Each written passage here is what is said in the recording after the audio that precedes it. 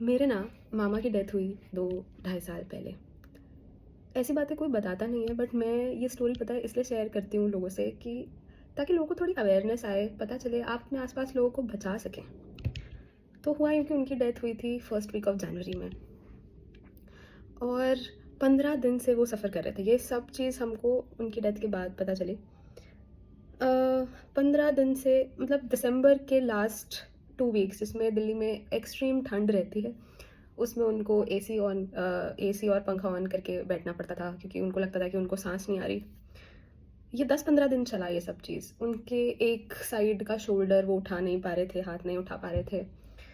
अ, उनसे बेड से उठा नहीं जा रहा था, खाना नहीं खाया जा रहा था। और 15 दिन उनके आसपास के जो इमीडिएट पास वाले लोग हैं ना, उन्होंने डॉक्टर को नहीं दिखाया। उन्होंने जाके मेडिकल स्टोर से सेल्फ मेडिकेट किया। मेडिकल स्टोर वाले जो अंकल थे, उन्होंने भी मना कर दिया था कि अगर इतनी बुरी हालत हो रही है तो आप मेरे से दवाई मत लीजिए, आप डॉक्टर को दिखाइए। फिर भी नहीं माने और सेल्फ मेडिकेट करते रहे। उनको लगा कि कुछ नहीं है, ठीक है, बुखार हो गया है ठंड की वजह से।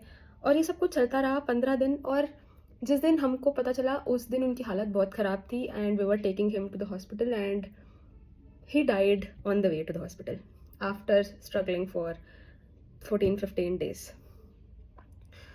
मुझे ऐसा लगता है, और मैं इस बात से बहुत अग्री करती हूँ कि इंडिया में जिस हिसाब से हमारी सैलरीज हैं, जिस हिसाब से हमको हमारी इनकम है, उस हिसाब से हमारा मेडिकल एक्सपेंस बहुत ज़्यादा है। मैं अग्री करती हूँ इस बात से, मैं डिनाई नहीं कर रही हूँ। बट मैं ये कहना चाहती हूँ कि सिर्फ एक 500,000 रुपये की डॉक्टर की कंसल्टेशन बचाने के लिए आप किसी को ऐसे खो सकते हैं। हमें लगता है कि, and my mama was one of the youngest in the family, तो मतलब हमको लगता है कि अरे अभी तो जवान है, अभी तो ऐसी कोई बीमारी नहीं होगी, हमको कुछ हो ही नहीं सकता। हम लोग सेल्फ डिनायल में बहुत ज़्यादा रहते हैं। हमको लगता है हमारे साथ कुछ नहीं हो सकता, बट ऐसा कुछ नहीं है। किसी के भी साथ कुछ भी हो सकता है। और मेरे मामा के केस में ये दोनों ही चीज़ें थी। एक तो डिनायल था, और ये भी था कि अब डॉक्टर के पास कौन जाए, फिर 500,000 रुपये की कंसल्टेशन फ़ीस देनी पड़ेगी।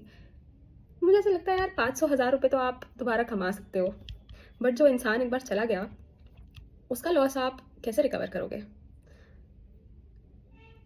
जो इतना रेजिस्टेंस है इंडिया में डॉक्टर के पास जाके दिखाने का, जस्ट बिकॉज जो प्राइवेट फैसिलिटीज़ है, मेडिकल फैसिलिटीज़, वहाँ पे कंसल्टेशन बहुत ज़्यादा है, उसकी वजह से पता नहीं हम कितने कितने लोगों को खोते हैं हर साल। मुझे नहीं पता ये नंबर डॉक्यूमेंट भी होता है या नहीं होता है, मुझे कोई आइडिया नहीं है। But when I saw this in my immediate family ना, मुझे लगा यार, 15 दिन कोई बंदा दिल्ली की ठंड में एसी चला के बैठा है,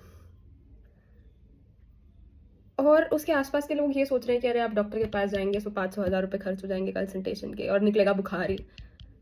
आई was shocked at that time.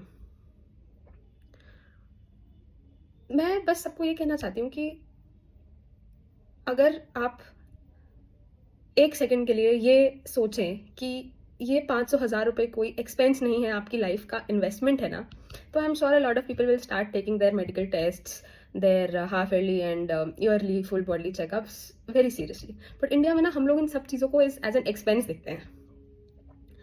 मुझे याद है अभी थोड़े टाइम पहले मेरे आसपास मतलब somebody we know as a family, उन्होंने बोला अरे मैं फुल बॉडी चेकअप कराने गया था, अरे कुछ नहीं निकला, डॉक्टर ने कंसल्टेशन के 1,000 रुपये और ले लिए।